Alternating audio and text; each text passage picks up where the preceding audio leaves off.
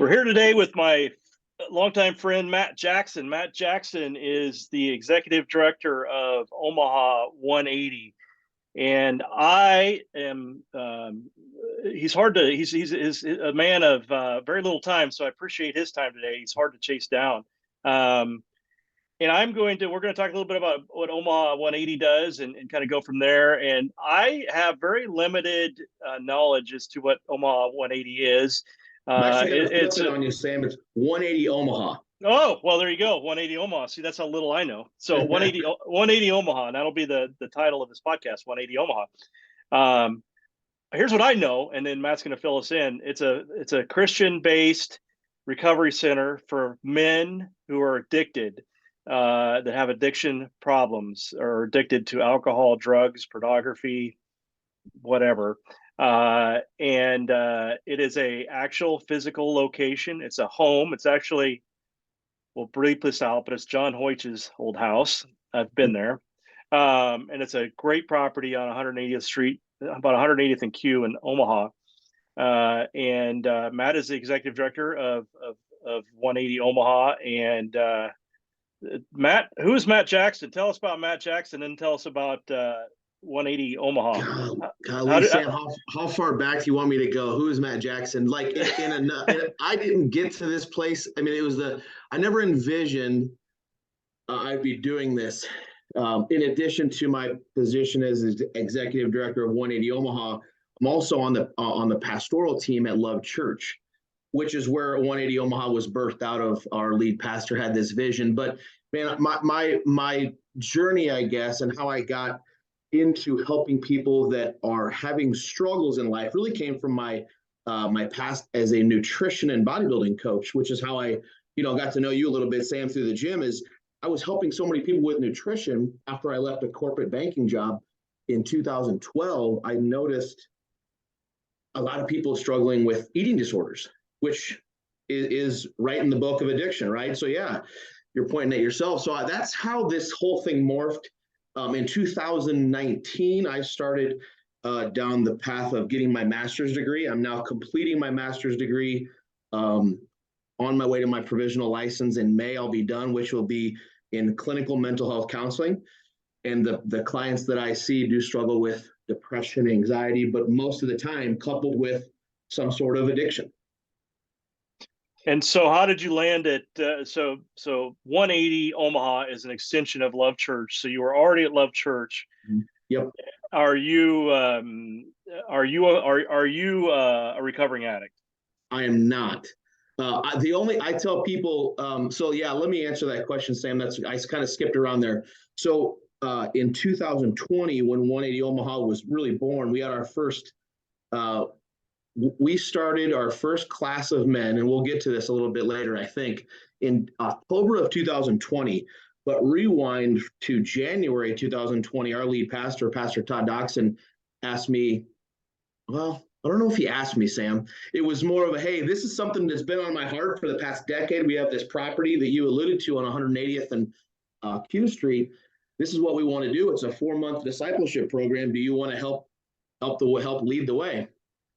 And I was all in, because I still, even though I've never been addicted to anything besides myself, it just really was. That was my struggle. I was addicted to myself. So lead pastor had this vision after he went through a season of discipleship with actually Kurt Warner when they were playing in NFL Europe.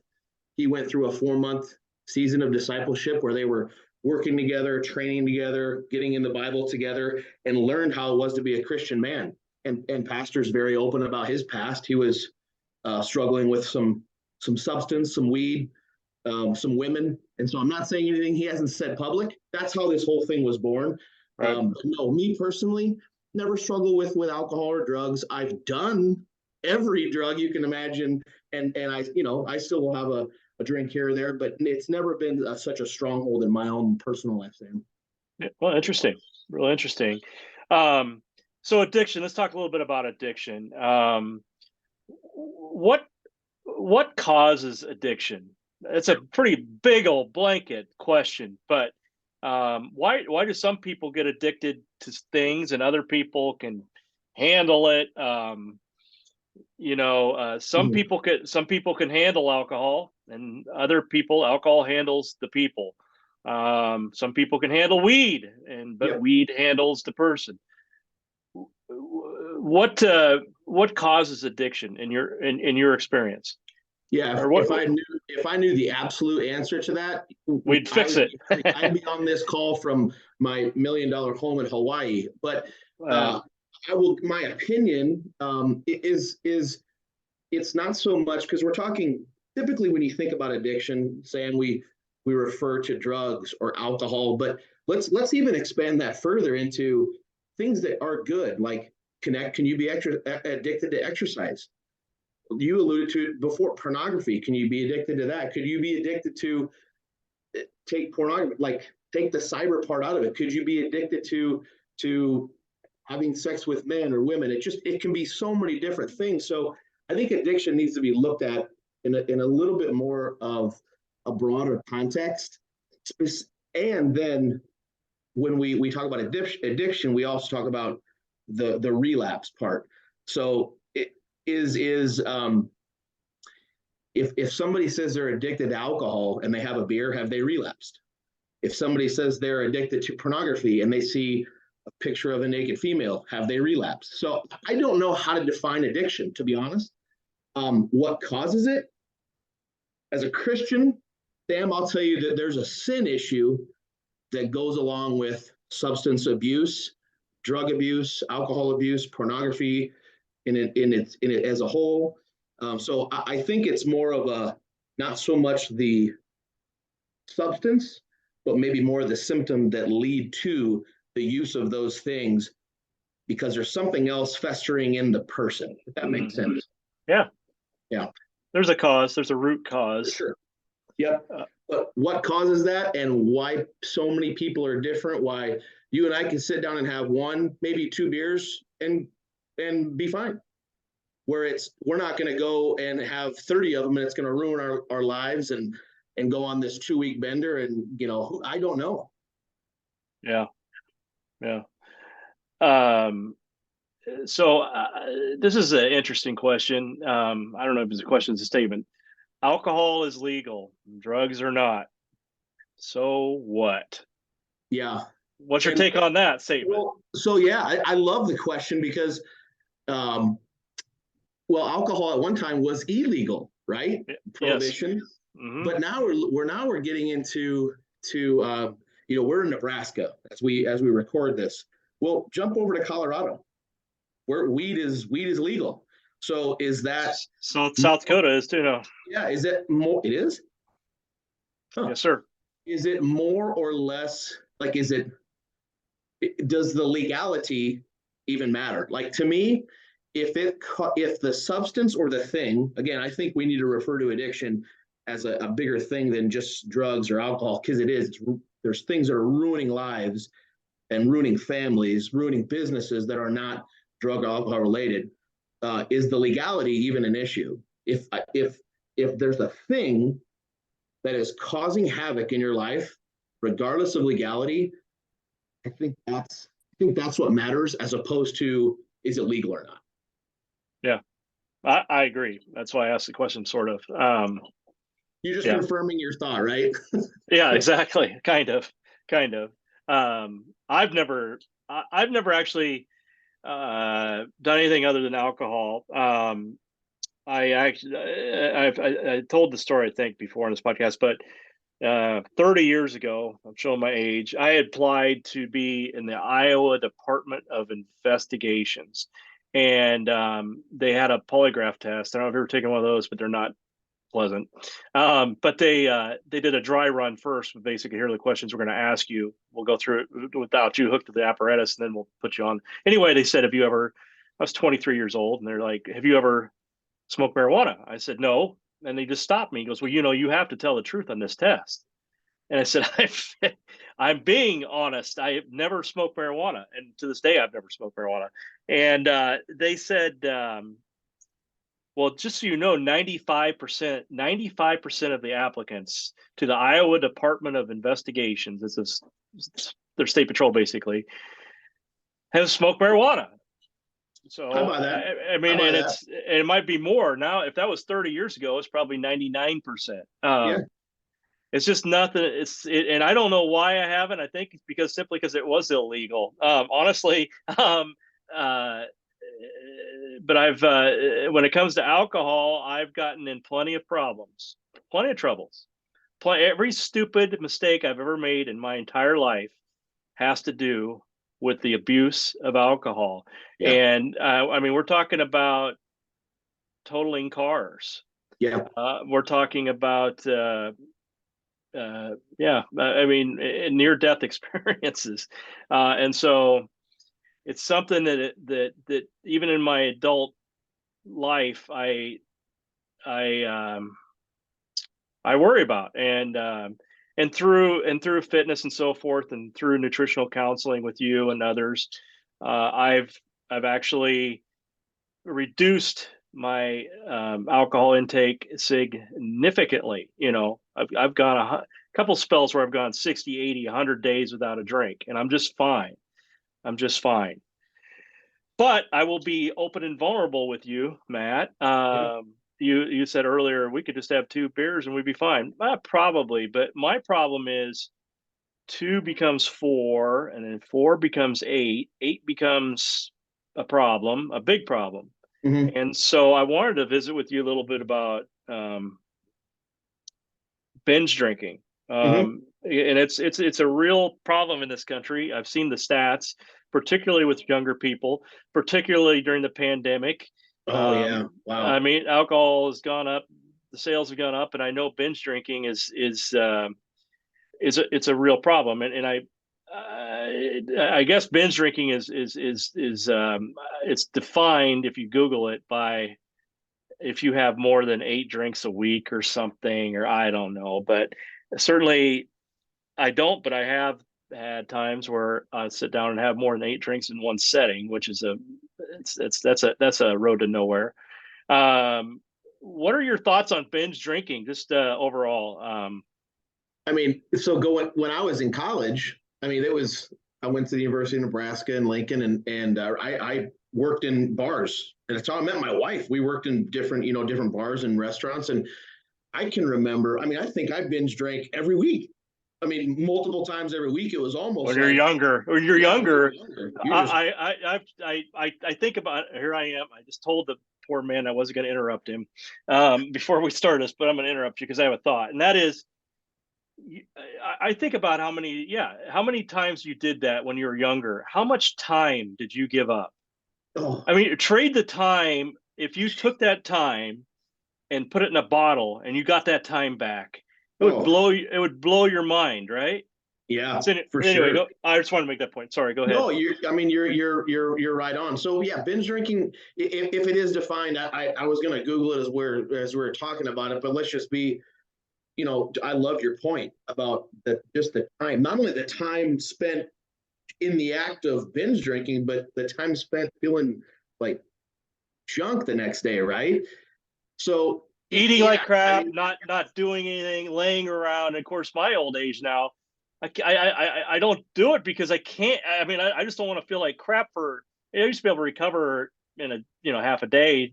yeah, It take 3-4 days to recover. 4 days later, but No, it has such a systemic what drinking does, what it does in the body, especially if you're somebody that pays attention to your health and fitness, right? I mean, you're so dehydrated, you probably make really crummy nutritional decisions in that moment, and then the next day. So mm, it does so much more than I think we think physiologically and then emotionally, and then to your point, the decisions you make, wrecking cars, I would love. This is a little bit off on a bit of a side tangent, but during the pandemic, I don't have the stats, but I wonder what the increase in domestic abuse was due oh, to, yeah, due to what? alcohol and What? drug. I mean, let's just be real here. You're staying home with your spouse more in a more confined space, and not everybody. It's tough for me, and I Yeah, think I'm a pretty good marriage partner. But and number two, yeah, you're drinking. It's just deadly combo. Yeah, I've got two really good friends. They're in. I know them from our church, and they work in a well, we've got a mutual friend too who's in the wine business. I know as a fact for a fact they're just in their distribution channel, their sales just went through the roof. Yeah. Not their, the bars closed down, but their liquor store sales went through the roof. So the last 2 years, it's hard to define when the pandemic was. I just say 2.5, 3 years now. Um, I think we're going to see more. I come at it from a mental health standpoint, Sam, but we're going to see so much more come out of it over the next 2 to 5 years with people, not only health concerns because of drug and alcohol use and abuse, but just what it's done emotionally, depression, anxiety, people having to recover from this thing they never thought they were going to have to deal with the abuse of drugs and alcohol. Yeah. Yeah. I've said that many times here. We'll pay the piper for an entire generation, Yeah. because of it. Back to binge drinking real quick. Yeah. Maybe I'm asking this question for myself, or maybe I'm asking this question for anybody who's listening. And that is, if you don't drink daily, but binge drink once a month, are you an addict? Do you have to use it on a daily basis to be an addict? I'm going to go back to how we opened this up because you referenced. I'm coming at this from my own expertise. So within 180 Omaha, we started out thinking we're going to serve people that are addicted. We really aren't. What we're finding, Sam, is, and then I'll answer your binge drinking question. What That's we're fine. finding is a lot of the guys we're serving. So see, it's been 2 years now. The first couple classes we call them classes. They were guys struggling with drugs and alcohol, meth, weed, whatever you want. Now it's been, man, I'm not addicted to anything, but I'm struggling with just life decisions, just stupid decisions. So we're not specifically focused on guys with addictions. We're really focused on, hey, do you need a season of discipleship because you can't get out of your own way? And that's what we've morphed into. But within that community of people, alcohol is prevalent because it's legal. You can buy it, right? I can walk to the IV and go grab whatever I want. So, I mean, to define, like, if you don't drink daily or if you binge drink once a month, are you an addict? This is where I will get into a little bit of a differentiator in how and I'm saying we as the staff and team at 180, we don't want our guys referring to themselves as addicts. And I say that because, which is a little bit different from other places that help guys in recovery. I don't want in 5 years, 10 years, 20 years, these men to say, hey, I'm so and so, and I'm addicted to this. I haven't used for 20 years, but I'm still an addict. I really don't see that. We are Christ-centered, so we base everything off what the Bible says, and it says multiple times that we are humans created in the image of God. And that's what we tell our guys, man, yes, you're struggling with this thing, but it's not going to define you because you were created in the image and likeness of God, and that's your identity. So we really talk about identity, even though they are struggling with binge drinking, addiction, whatever it is. So I didn't answer your question about if you got your question in front of me. If you don't drink daily, but you binge drink once a month, you're an addict. I don't know, probably not. I just don't know. Just being real candid. Yeah. No, I appreciate it. I appreciate that very much. I read a book once about one of my favorite rock stars, and he's actually, after I read his book, he's not my favorite rock star anymore. But he said that he described himself as a functional drug addict. And Who was it, Sam? Whose book was it? Stephen Pearcy from the Okay. band Rat. It's the lead singer of Rat. And I've read that and thought, bullshit. I mean, functional drug addict. To me, that's a complete contradiction of terms. But there are a lot of functional alcoholics I know, and when I say functional, I mean they're successful people. I mean the guys that are a friend of mine is a ultra marathoner, and he was an alcoholic. I Wow. mean, like, wow, like he'd run 12 miles a day, and then he'd go home and drink or after, and he's a successful guy, successful business, successful professional. And he had a problem, and he's good to go. I'm happy to say. Yeah. But I mean, he was functional. He's functional in society, providing business service. He's keeping up from a physical standpoint, but there was just something there. So, do you agree with my assessment that there's no such thing as a functional drug addict? How does that work? Well, I think that's like, so the definition of functional and successful are the things that stand out to me. I'm going to use one of our guys that went through 180 as an example, not saying any names. Successful Omaha, ran a small business in the medical field, right?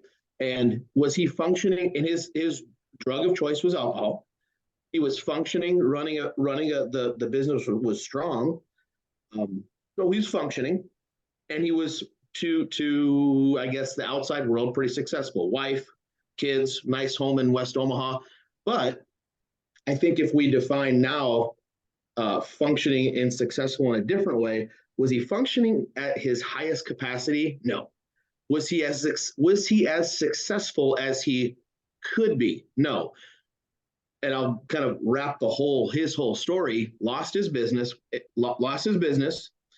Thankfully, surrendered himself and him really gave himself to our 4-month process, which is just giving yourself complete surrender to the Lord, saying, "Man, I'm done doing it my way. I'm done." So went through that. Still didn't open back up his practice, but man, his marriage is thriving. So I think from a success standpoint and a functional standpoint, he's doing much better than he was when he was functioning and successful while abusing alcohol. So I do agree that, and yeah, you can have it all together, kind of, but are you really functioning if you're using something as a crutch every single day to kind of get you through the day? I would agree with you there. Yeah, they're functioning, but they could be running. Oh, think about that. You're a runner. They could be running. A lot of these people, I think, are limping through as opposed to being super high function. Right. Great analogy. And that's scary too, Sam. Think about the community we live in. People that will hear this are outside of Omaha, but West Omaha, Elkhorn, pretty well-to-do area. On the outside, I think a lot of people, especially during the pandemic, went to, gosh, we haven't even talked about pills, prescription pills. Yeah. But pills, alcohol, I know there are people struggling with that are functioning from the outside, doing great. And that's no judgment. I'm not saying that, but it's really sad because from the outside they have it all together, but the inside they're dying because of these things that they just have complete hold on them. Yeah. Yes. Sad. It's invisible sometimes too. It's just crazy. Yeah. Shipping into recovery. Can someone who doesn't want to get help be put in recovery? Yeah. How does that? Doesn't work, does it? Not that we've not seen great success. Trying to be like, to me, it's like trying to nail Jello to a tree or pushing wet spaghetti. It's rough. Yeah, we always say pushing a rope. You can lead a horse to water, but you're not going to make him drink. So it really does. I smoked cigarettes and I used chewing tobacco for years, and I didn't want to. I didn't quit until I wanted to quit. And in November of 2018, I just said, you know what, I'm done. Haven't had any nicotine since then. And that was the hardest thing to quit. Nicotine is probably the roughest from what I understand. So yeah, I mean, the success, going back to my experience being very heavy into 180 for the last 2 years, the success we've seen have guys that have really committed themselves to the Lord, to the process, and maintaining those disciplines that got themselves healthy.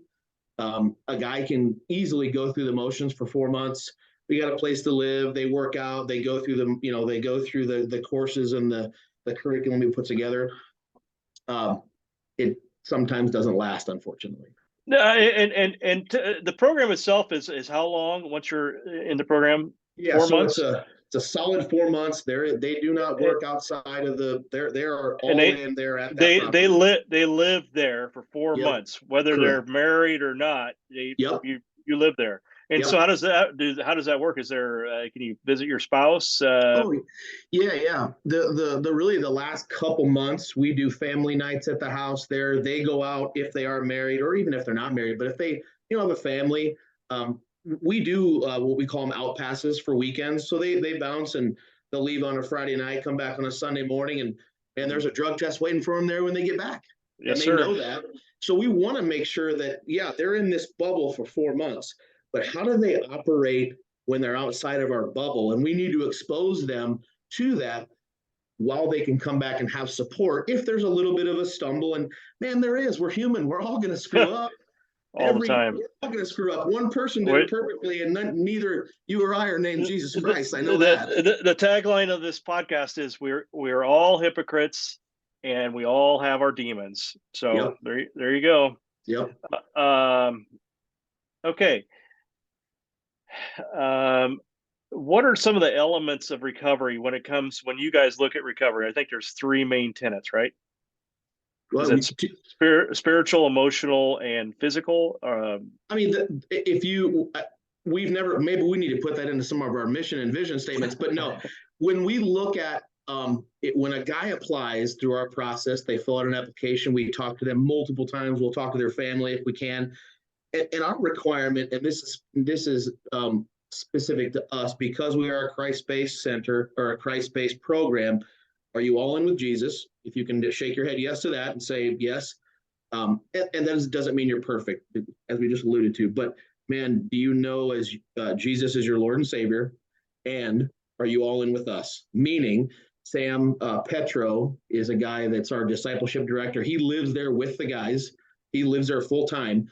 He is basically, we're not running a democracy, right? All in with Jesus and all in with Sam. It's a yes sir mentality. We can work with that. Those are our two things, our two requirements. We do have some other things we go through, background checks, but those are the first two questions we ask. And if it's even a stumble, like, well, I don't know. How old is Sam? He's in his 30s. Yeah, I'm a little older. I don't know if I want to take instruction from. Well, hey, look, no, we're looking for a yes and a yes. And we get you so much more. We want these guys in their Bibles, learning their relationship with the Lord. But you have to then have some authority, an authority figure. And Sam Petro is our guy at 180 right now, does a phenomenal job. So those are our two requirements. But yeah, I mean, Sam, we talk about health and nutrition. The guys work out. I think you work out with them at Kinesis quite a bit. Great guys. Yeah, we want them just daily disciplines. The simple things that we do in life that we take for granted that create amazing rhythms and disciplines that lead to success. Getting up early, making your bed, like the simplest thing, Sam. We focus on the blocking and tackling, and then we start running the option offense later on. Yeah. Just the fundamentals. And it's crazy that some of the guys like, oh, I normally don't make my bed. You do now. You do now. First thing in the morning. That's first thing you do in the morning. That's right. Those little things lead to so much fruit when they see how they wake up. They eat a good meal. They get a good workout in. They're reading the Bible. They're in men's groups. They're going through some of our curriculum that helps them understand really what led them to making decisions that impacted their lives through drugs and alcohol, pornography, whatever they are. They can almost trace it back to, man, I had crappy disciplines. I wasn't doing anything well, including the little things. How could I do the big things right? So it's a really interesting 4-month process for these guys. Yeah, great stuff. Are you ever truly 100% recovered? I saw that question come through, Sam, when you sent it to me, and it depends on which lens I'm going to look through. So if you and I sat here right now and we had somebody else saying they're an alcoholic, they can't stop drinking, and they don't drink the rest of their life, starting today, are they recovered? for today.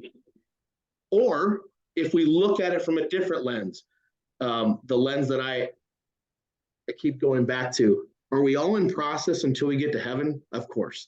So I don't think we're going to be fully recovered. We're humans by nature. We're mortal flesh. Yeah, we're going to screw up, and that's okay. God knew we were going to screw up. That's the reason he sent Jesus. So is somebody fully recovered? No, I don't think so. Can they stay sober for a long time? Can they not look at pornography? Can they not cheat on their wife? Yeah, they can do all those things through great decisions, but we're never going to be perfect. There's always going to be some stumbling block that's out there that we need to overcome. And that's just life until we're gone from this planet and hopefully gone to heaven. So two different lenses. Yeah, I think somebody can stay sober for a long time. I know a guy that's sober for 50 years. He still sins every day. Sure. Yeah. Absolutely. Absolutely.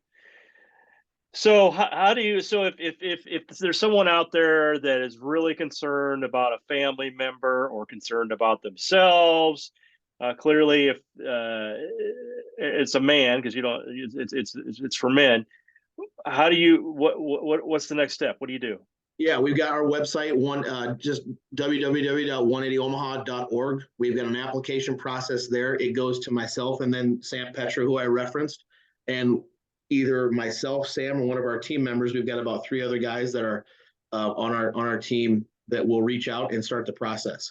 Family members can go there. There's an interest form, so if they don't want to apply, they just want some information, it's there too. You know, we really just want to help. And to your point, I know we might be getting short on time, but the vision and the goal is to have a program to help women. And that just means, it just means we need a female leader and financial resource. You know, 180 is a 501c3 nonprofit.